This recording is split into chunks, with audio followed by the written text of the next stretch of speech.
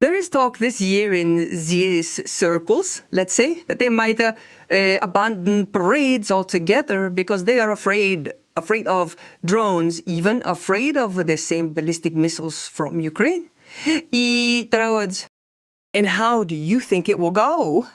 Will the Kremlin decide to hold that traditional, now sacred parade in Moscow, or will they invent an excuse for the jingoists and cancel it after all?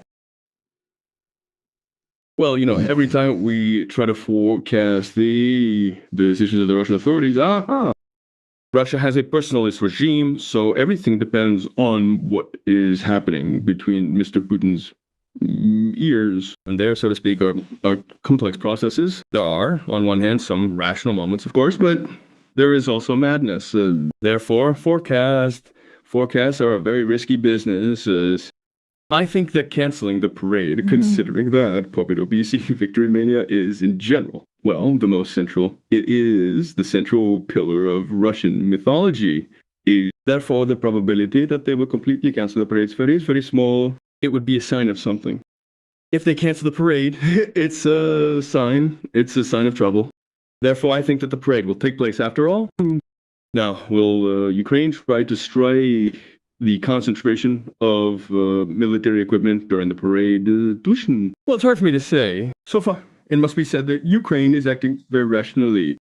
That is, Moscow, despite the fact that it is quite reachable, and it is now completely obvious that Ukrainian drones and missiles can quite easily reach, and not just reach, but strike Moscow with precision. I think that Ukraine is acting very rationally, meaning it uses its heavy drones and its missiles on priority targets, and priority targets are, first of all, the oil industry. So I think that here, well, again, I am not going to predict how the military political leadership of Ukraine will manage its resources, but for now, in general, you understand, strikes on Moscow are mostly just PR strikes. That is, there are, of course, targets there. Yes, it is mainly, so to speak, a matter of propaganda. That is why Ukraine, in general, is acting very, very rationally. It is trying to inflict maximum real, not symbolic, damage on Russia. Therefore, I'm not even sure that there is any danger to the parade, but it is clear, nonetheless, that the air parade will most likely be cancelled, but some tanks and some troops will be sent to Red Square. Overall, cancelling the parade entirely would be a very serious sign that things are not just going off plan, but are unfolding in a truly catastrophic way. Therefore, I think the parade will take place. But will Ukraine use drones to try and disrupt it?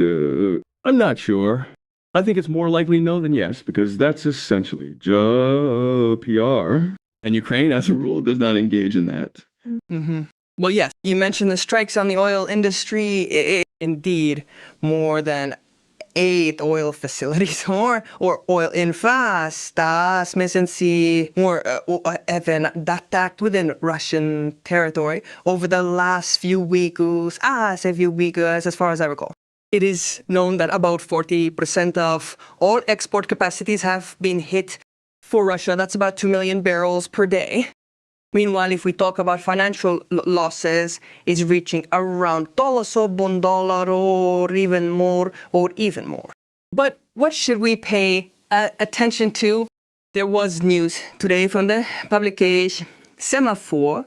I understand that sources close to the U.S. Treasury and State Department told the outlet that the U.S. might soon announce an extension of the permit for selling Russian oil under samunaplogat atat karomaya yenesians. And such a is currently in effect as a lapse. It is active and voting runs until 11th, and I am serious, April 11th.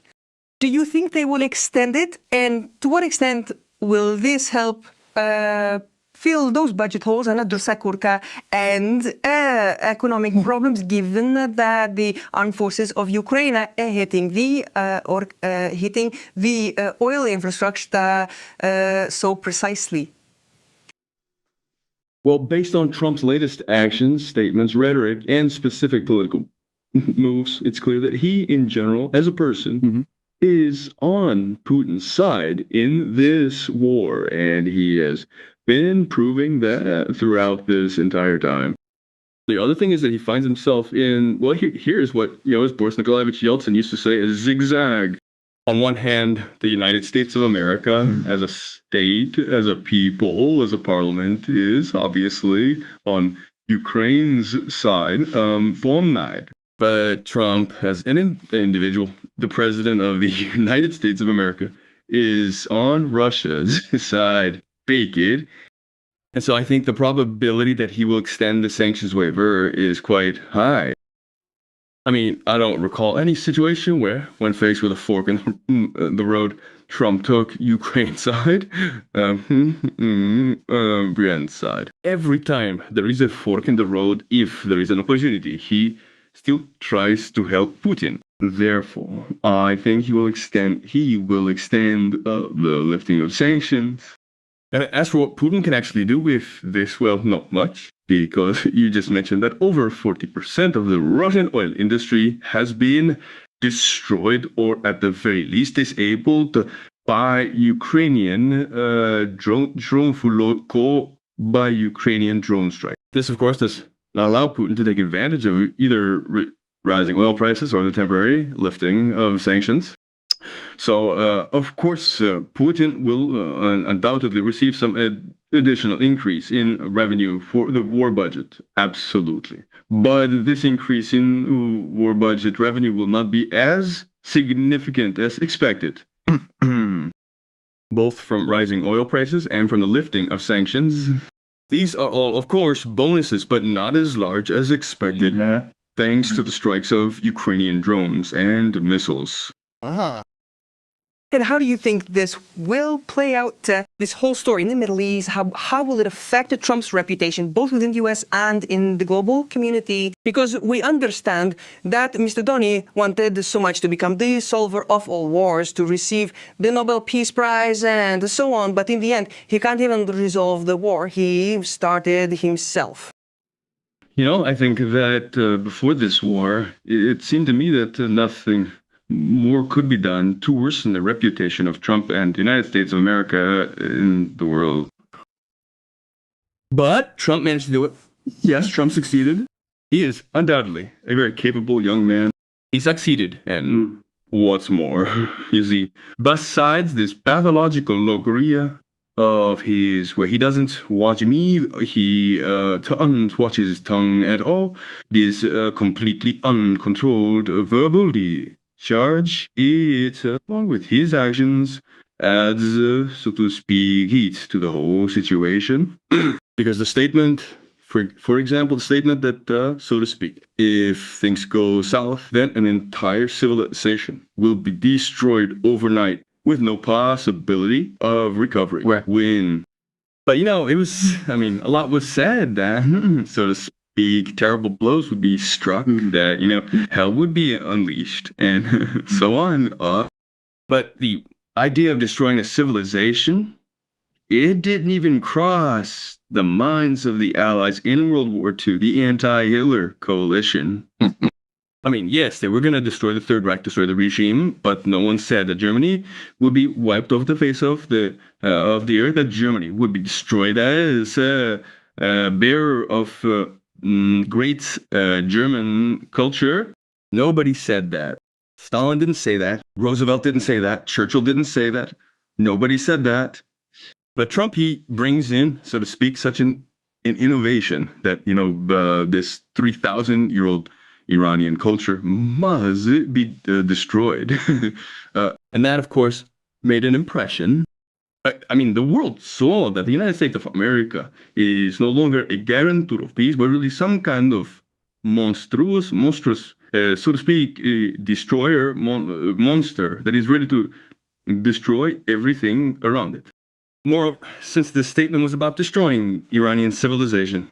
Well, how do you destroy civilization? It is clear that you can kill the country's leaders, you can destroy its missile program, but what is the destruction of a civilization?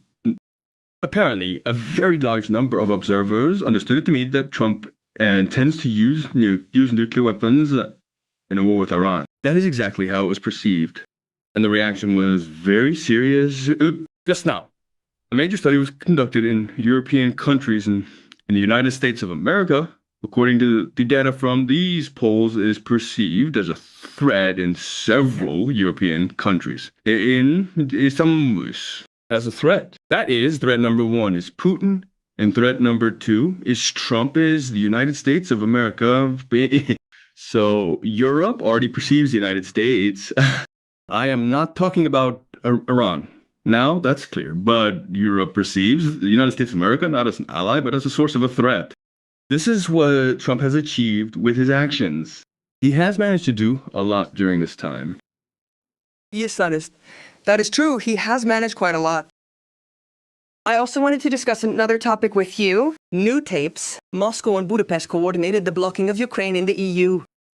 Square journalists published a new fragment of resident recordings which confirmed that the Russian Foreign Ministry and Hungary worked together to derail negotiations on Ukraine's accommodation to the European Union Goratat. As the investigation shows, Budapest systemically used the issue of national minority rights as a lever acting in coordination with the Kremlin. Next is that lab fragment, which, again, let's say that has now been published.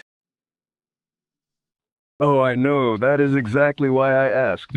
Look, I also wanted to call you and clarify regarding the compromise you reached with the European Union regarding the opening of negotiations for Ukraine's accession.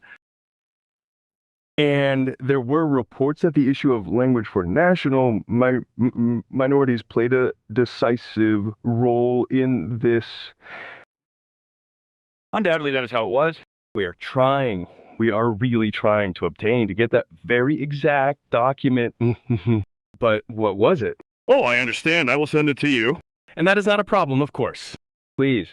After all, what was reported? Namely, it was reported that the wording states that Ukraine must respect the rights of all national minorities.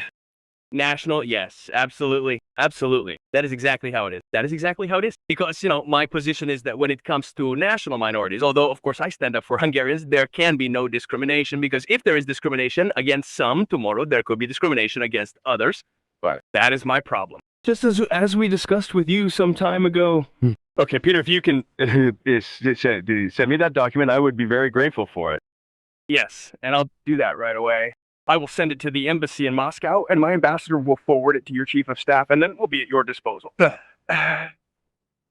This is not the first series of tapes, and it is interesting that after such videos and the similar intercepts first, Sejarato, he began to react very sharply to all of this. Arrows out of this. The information that he is a stooge for Lavrov has caused Orban's already weak ratings to collapse. Orban's party saw its ratings drop sharply ahead of the April 12th elections. How do you think this whole story will affect the elections in Hungary? You know, the fact that Hungary, its leadership, its foreign minister and its prime minister are simply agents of the Kremlin. That is the conversation that you just showed. It was not a conversation between two foreign ministers. It was a conversation, so to speak, of a KGB officer with his snitch. There. That is, the conversation has very specific characteristics. And now, as for how it will affect things. Well, you know, I'm not sure that it will greatly affect Orban's internal audience because, well, firstly, these are people living in very rural areas, in small towns. These are people who, well, in short, I think that this will, of course, strengthen the desire of Budapest residents and enlightened Hungarians in general to vote against Orban even more. But as for Orban's audience, I don't think this information will affect them in any way. Firstly, because I don't really understand how they would find out about it. In these small towns, Orban has managed to build a mafia state and take control of, among other things, the mass media. Therefore, especially in small towns, and so I think that reducing the number of voters, especially since it is also very important, that 2/3 of the votes in parliament, seats in parliament, will be held by people elected under the majoritarian system, that is, by district. And so it's one thing regarding party lists when the position of, let's say, the Minister of Foreign Affairs from the ruling party really does have an impact. But it's another thing, well, what does a specific candidate for deputy somewhere who is running in some district have to do with it? Well, so the Minister of Foreign Affairs said such things. Yes, it's not good, but what does our candidate have to do with it? That is, relatively speaking, I think the problem remains. The problem is that, firstly, in majoritarian district, there is still a probability that Orban will be able to get a significant number of his candidates through. That's the first thing. And second, I am not at all sure that even if Orban loses these elections, he will accept it, however. He has the option to follow in Lukashenko's footsteps. He stands to lose too much. That is why, honestly, I am anxious.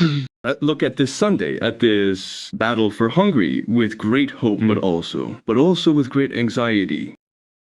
A huge advantage in party ratings, in party elections, does not yet guarantee a win, considering there could be rigging, there could be resistance to the party. Resistance to the popular will, plus all this creates some uncertainty. Therefore, I look at this, at the 12th, at the battle for Hungary, with hope and with anxiety. Igor, thank you very much for this broadcast. I would like to remind our viewers that Igor Yakovenko, a Russian opposition journalist, was with us live